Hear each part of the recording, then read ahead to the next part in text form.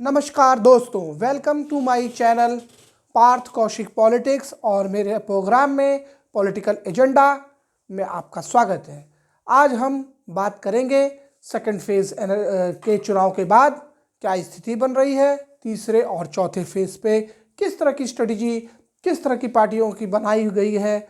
जो पार्टियां लड़ रही हैं, चाहे वो क्षेत्रीय दल हो, चाहे जिला इकाई वाले दल हो, चाहे अन्य दल हो, इनकी क्या खूबियां हैं, किस तरह का माइक्रो मैनेजमेंट करने की कोशिश की जा रही है और किस तरह की चीज़ों को जो है हम इन्वॉल्व कर करके ये देखने की कोशिश करेंगे कि छोटी छोटी बातों को लेकर के किस तरह के स्थानीय मुद्दे, ग्लोबल मुद्दे, लोकल मुद्दे, राष्ट्रीय मुद्दे जो है इसमें छाए रहते हैं।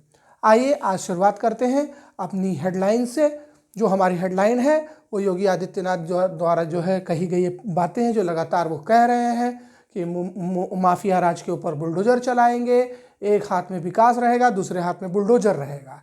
हमने उनकी देखी है कि उनकी जो स्पीचेस हैं वो काफ़ी तेज और काफ़ी शार्प होती चली जा रही है, मतलब काफ़ी आक्रामक और काफ़ी जो है जटिलता के साथ जो है वो अपनी बातों को बोल रहे हैं, ऐसे कटाक्ष करते हैं जिससे विरोधी खेमे में हलचल हो जाए।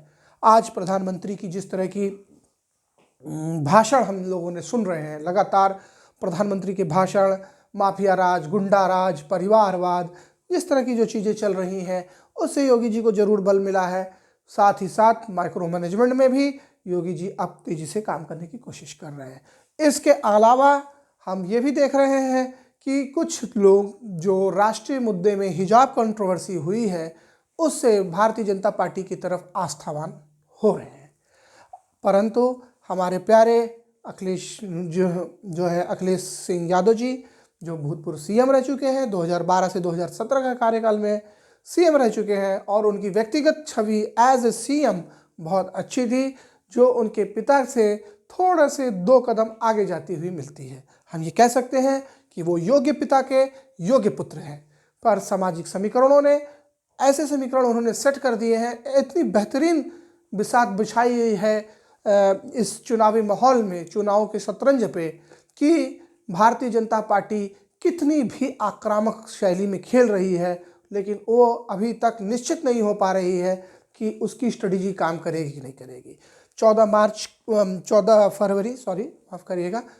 फरवरी के बाद जो है जो इस समय के माहौल है, आप देखेंगे कि हिंदी पट्टी के जो न्यूज़ चैनल हैं वो लगातार हिजाब कंट्रोवर्सी तो दिखा ही रहे हैं, पर अंतर्राष्ट्रीय और राष्ट्रीय न्यूज़ चैनल जिनको हम अभी तक सेकुलर चैनल के रूप में देखते हैं वो भी हिजाब कंट्रोवर्सी को दिखा रहे हैं। जिस तरह से कनाडा के हालात रहे हैं, जिस तरह से यूक्रेन क्राइसिस चल रहा है और जिस तरह से अमेरिका के जो बाइडन जो है एक कमज़ोर राष्ट्रपति के रूप में उभर रहे हैं, ये सारी चिंताएं जो है यूपी इलेक्शन से भी जोड़ी जा रही हैं। आपको जान करके बहुत आश्चर्य होगा, हालांकि मैंने इसके लिए आपको बाद में भी बताने की कोशिश की है कि अंतर्राष्ट्रीय मुद्दों के आधार पर दक्षिण एशिया, दक्षिण पूर्वी एशिया, पश्चिमी एशिया, साथ में जापान, चाइना, रूस और यूरोप और अमेरिका के जो है व्यक्तिगत हित जो हैं, किस तरह से यूपी के चुनाव से साधने की कोशिश की जाएगी। अभी तक इस तरह का इलेक्शन कभी हुआ नहीं है जिस तरह का इलेक्शन इस बार हुआ है, और किस तरह से हम देखेंगे कि कांग्रेस पार्टी अपनी खोई हुई जमीन पाना चाहती है ताकि वो लोकसभा 2024 में फिर से कुछ करिश्मा करके 20 से 30 सीटें जो है हासिल करने की कोशिश कर रही है और राष्ट्रीय स्तर पे अपने आप को बीजेपी के एकमात्र प्रतिद्वंदी के रूप में, या दूसरे शब्दों में कहें एकमात्र विकल्प के रूप में अपने को प्रतिस्थापित करने की कोशिश कर रही है। और इन्हीं सब चुनौतियों के साथ साथ हम देख रहे हैं कि हमारे माननीय प्रिय अखिलेश भैया जो हैं उनको बहुत सारी दिक्कतें हो रही हैं। उनका कारण क्या है, मैंने आपको अपने पहले के भी वीडियोज़ में बताया हुआ है कि उन्हें राष्ट्रीय पार्टियों से तो लड़ना ही लड़ना है। हालांकि वो तीनों राष्ट्रीय पार्टियां हैं, बहुजन समाज पार्टी जो है, बीजेपी और इंडियन नेशनल कांग्रेस राहुल गांधी की जो इस समय चल रही है, वो तीनों ही समाजवादी पार्टी के लिए मुश्किलें खड़ी कर रही हैं।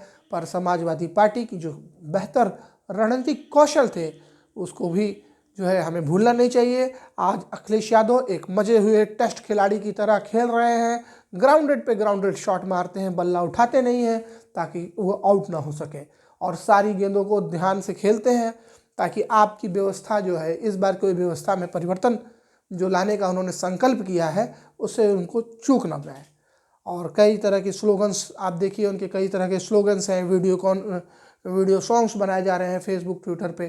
तो इन्हीं सब चीज़ों को मैंने देखा है। पर एक चीज़ में वो जो है थोड़े से मुझे ऐसा लगता है कि दिक्कत का सामना हो रहा है कि जिस तरह से बीजेपी ने इसको कम्युनलाइज किया है, तो कुछ परसेंटेज ऑफ वोट जो है खास करके शहरी क्षेत्रों में वो अब थोड़ा थोड़ा कोशिश कर करके आ रहा है इस क्षेत्र के ऊपर, बीजेपी के ऊपर। क्षेत्र विशेष की बातें हम अगर करते हैं तो पहले 2 चरणों के चुनाव के बारे में मैंने व्याख्या दे दी है। अब धीरे धीरे तीसरे चरण और चौथे चरण में आएगा। चौथे चरण में ये लखनऊ और लखनऊ के आसपास के ज़िलों में होने वाला है। और रोहेलखंड तो लगभग जो है आप ये मान के चलिए कि समाजवादी पार्टी की तरफ झुक रहा है। अब ये तो आने वाले समय में होगा कि अगर कट्टरता का जो है जाम पहनाया जाएगा तो उससे दिक्कत तो होगी। और बीजेपी कम्युनल पार्टी के रूप में उभर रही है और वो लगातार कोशिश कर रही है कि भाई इस तरह की कम्युनलाइज की जाए बातें।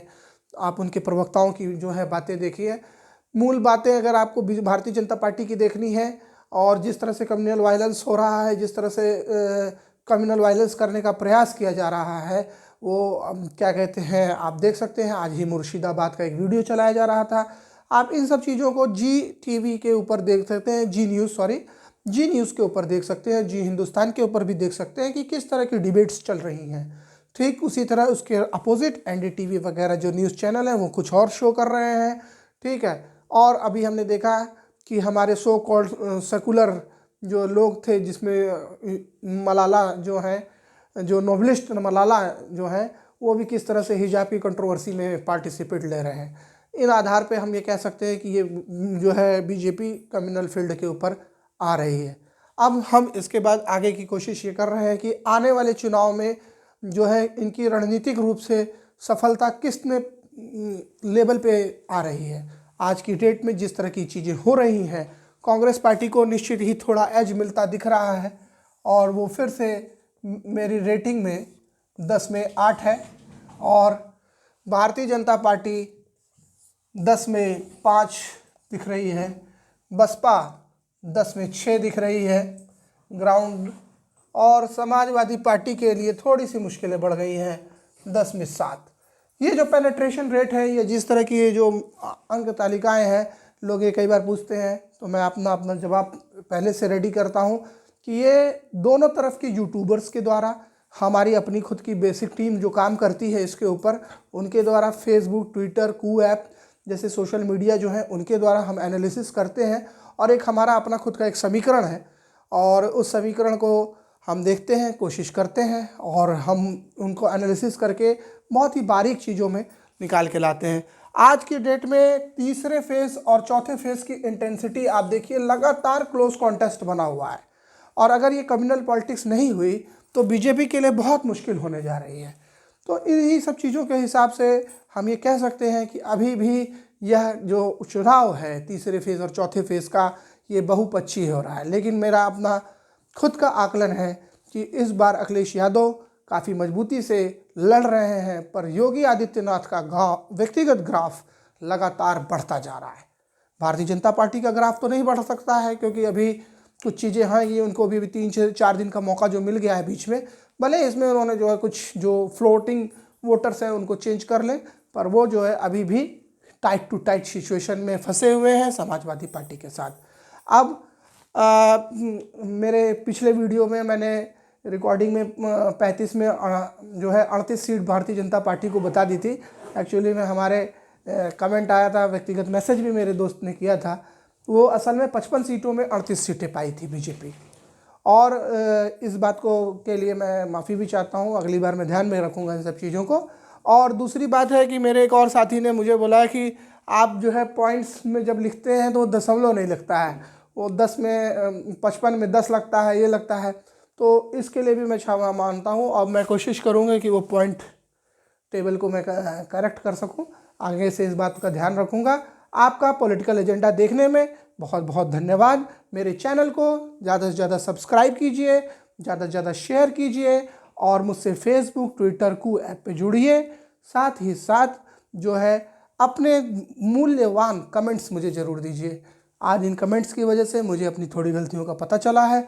आगे आप दीजिएगा तो मैं इसको और इम्प्रूव करूँगा और अपना जो देसी स्टाइल है इसको थोड़ा और निखारूंगा। हम यहाँ पे देसी स्टाइल में बात करते हैं, बाकी स्टाइल्स तो आपको टीवी और हर जगह मिलते ही हैं, लेकिन ये एकदम देसी स्टाइल है क्योंकि यहाँ पे हम आप जो है पेनेट्रेशन रेट पे बात करते हैं। हम किस तरह की चुनावी मुद्दों के ऊपर इस समय जनता का कंसंट्रेट है और वो क्या सोच करके इंटेंसिटी के साथ निकल रही है, और उसका एनालिसिस का तरीका सोशल मीडिया बेस्ड है, राष्ट्रीय अंतर्राष्ट्रीय न्यूज़ चैनल पत्र पत्रिकाओं के बेस्ड है, साथ ही साथ जो है जो रिपोर्ट आती है पिछली बार चुनाव की वो है। अब देखिए, मैंने आपको एक और चीज़ के लिए बोला था कि 60+ था, लगभग 64% जो है कल वोटिंग पड़ी है दूसरे फेज़ में। और by the volume participation of voter, वो भले ही 1% कम के आसपास बताया जा रहा है ओवरऑल, पिछले जो एवरेज निकला है, पर बाय द वॉल्यूम मतलब कितने लोग पार्टिसिपेट कर रहे हैं 2017 से 2022 में बढ़ा है। इससे हमारा एनालिसिस आपको एकदम एक्यूरेट दिख रहा था। मैंने आपको पहले भी बोला था कि मैं जहां तक सोचता हूं कि वो 65% तक जाएगा और बाय द वॉल्यूम बढ़ेगा। अभी इसमें थोड़ा और करेक्शन होगा जब आखिरी टाइम में जब हम बैलेट पेपर्स को भी जोड़ते हैं तो 1 से 1.5% का फ़र्क पड़ जाता है।